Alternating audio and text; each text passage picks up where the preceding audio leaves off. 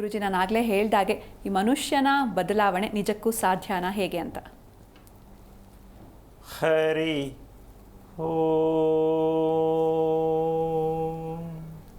ಶ್ರೀ ಗುರುಭ್ಯೋ ನಮಃ. ಈ ಪ್ರಶ್ನೆ ನಿನ್ನ ಪ್ರಕಾರ ಸಾಧ್ಯ ಇದೆ ಅಥವಾ ಸಾಧ್ಯ ಇಲ್ಲ, ಯಾವ್ದು ಹೇಳ್ಬೋದಮ್ಮ? ಸಾಧ್ಯ ಇಲ್ಲ ಅನ್ಸುತ್ತೆ, ಯಾಕಂದ್ರೆ ಹುಟ್ಟುಗುಣ ಸುಟ್ಟರು ಹೋಗಲ್ಲ ಅಂತ ಹೇಳ್ತಾರಲ್ಲ ಗುರುಜಿ. ನೀನು ಹೇಳಿದ್ಮೇಲೆ ಕಾರ್ಯಕ್ರಮ ಈಗ ಯಾವ ರೀತಿ ತಗೊಂಡು ಹೋಗಬೇಕು ಅನ್ನೋ ಪ್ರಶ್ನೆ ಸತ್ಯವೂ ಕೂಡ. ಯಾಕೆ ಅಂದರೆ ಈ ವಾದ ಪ್ರತಿ ಕುಟುಂಬದಲ್ಲಿದೆ. ನೀನು ಬದಲಾವಣೆ ಆಗಲ್ಲ ಒಬ್ರು ಹೇಳ್ತಾರೆ, ನಾನು ಬದಲಾವಣೆ ಆಗಲ್ಲ ಇನ್ನೊಬ್ರು ಹೇಳ್ತಾರೆ. ಎರಡೂ ನಡೀತಾ ಇದೆ, ಹೌದಾ?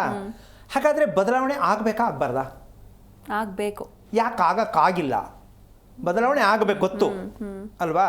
ಜೀವನದಲ್ಲಿ ಬದಲಾವಣೆ ನಾವು ಕೇಳ್ತೀವಿ, ಚೇಂಜಸ್ ಕೇಳ್ತೀವಿ, ಹೌದಲ್ಲ? ಹೌದು. ಏನು ಅದೇನಾ, ಒಂದು ಲೈಫಲ್ಲಿ ಒಂದು ಹೊಸತನ ಬೇಕಲ್ವಾ, ಹೊಸದು ಬೇಕಲ್ವಾ? ಫೈನ್. ಈ ಹೊಸದು ಬೇಕು ಅಂತ ಕೇಳೋದು ಹೇಳೋದು ಸರಿನೇ, ಹೇಗೆ ಅದನ್ನು ಪಡೆಯೋದು ಅಲ್ಲಿ ಉತ್ತರ ಇಲ್ಲ. ತಿರ್ಗಿ ಸವನೇ ಕೇಳಿ, ಆಯ್ತಪ್ಪ ನನಗೂ ಅದೇ ಬೇಕಿರೋದು, ನಿನಗೂ ಅದೇ ಬೇಕಿರೋದು, ಮತ್ತೇನು ಮಾಡೋದು? ಅದೇ ದೇವ್ರ ಕಡೆ ಕೈ ತೋರಿಸ್ಬಿಡೋದು. ಏಕೆಂದರೆ ದೇವ್ರು ಮಾತಾಡಲ್ಲ, ನೀನು ಏನು ಹೇಳಿದ್ರು ಅವ್ನು ಕೇಳಿಸ್ಕೊತಾನೆ ಅಂತ ಚೆನ್ನಾಗಿ ಗೊತ್ತು. ಅದಕ್ಕೆ ದೇವ್ರ ಕಡೆ ಓದಿಸ್ಬಿಡೋದು. ಏನು ಮಾಡೋದು, ಅವ್ರ ಮನೇಲಿ ದೇವ್ರು ಏನು ಬರೋದವನು ಅದು ಆಗತ್ತೆ. ಇದು ಹೇಳ್ಬಿಟ್ಟು ಅದು ಹೇಳ್ಬಿಡ್ತಾರೆ. ಮತ್ತು ಹೇಳಿದ್ಯಾಕೆ, ಅದು ಹೇಳಿದ್ಯಾಕೆ ಅಲ್ವಾ? ಅಂದರೆ ನಮಗೆ ಅತಿ ಮುಖ್ಯವಾಗಿ ಬೇಕಾಗಿರ್ತಕ್ಕಂಥದ್ದು ಮನುಷ್ಯನನ್ನು ಬದಲಾವಣೆ ಮಾಡ್ತಕ್ಕಂಥದ್ದು ದೊಡ್ಡ ವಿಚಾರ ಅಲ್ಲ. ಮನುಷ್ಯ ಬದಲಾವಣೆ ಆಗೋದು, ಮನುಷ್ಯನ ಬದಲಾವಣೆ ಮಾಡೋದು, ಇದು ಎರಡೂ ಕೂಡ ಯಾವುದು ಸತ್ಯ ಅನ್ನೋದನ್ನು ತಿಳ್ಕೊಂಡ್ರೆ ಉತ್ತರ ಸಿಗತ್ತೆ. ಅವನು ಬದಲಾವಣೆ ಮಾಡ್ಕೊಳ್ಳೋದ, ಬೇರೆಯವ್ರ ಬದಲಾವಣೆ ಮಾಡೋದ, ಇದೆರಡರಲ್ಲಿ ಯಾವ್ದು ಸರಿ ಅಂತಕ್ಕಂಥ ವಿಷಯ ತಿಳ್ಕೊಬೇಕಾಗತ್ತೆ. ಈ ರಹಸ್ಯಕ್ಕೆ ಕಾರಣಕರ್ತನಾಗಿರ್ತಕ್ಕಂತಹ ಶ್ರೀಮನ್ನಾರಾಯಣನ ಪಾದ ಕಮಲಗಳಿಗೆ ಕೋಟಿ ಕೋಟಿ ನಮನಗಳ ಅರ್ಪಣೆಯನ್ನು ಮಾಡಿ,